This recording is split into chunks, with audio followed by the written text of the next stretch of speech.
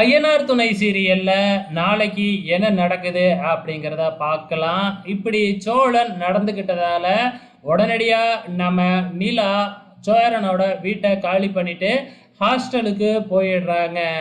So இப்போ மற்றவங்க எல்லாருமே ரொம்பவுமே ஃபீல் பண்ணுறாங்க. சோழன் என்ன செய்யறதுன்னே தெரியாம இப்போ நிலா இருக்கிற அந்த ஹாஸ்டலுக்கு போறாப்புல.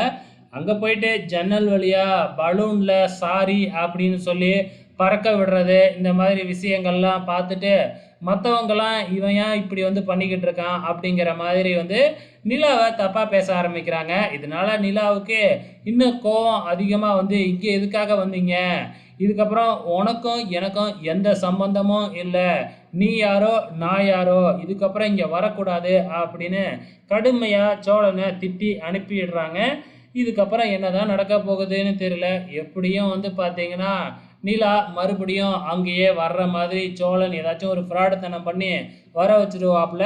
எனக்கு தெரிஞ்சு மறுபடியும் அந்த கான்ஸ்டபிளை விட்டு பேச சொன்னால் மறுபடியும் நிலாவால் எதுவுமே பண்ண முடியாது. பயந்துக்கிட்டு திருப்பி வீட்டுக்கே வர்ற மாதிரி ஒரு சூழ்நிலையும் உருவாக்கும். வெயிட் பண்ணி பார்க்கலாம்.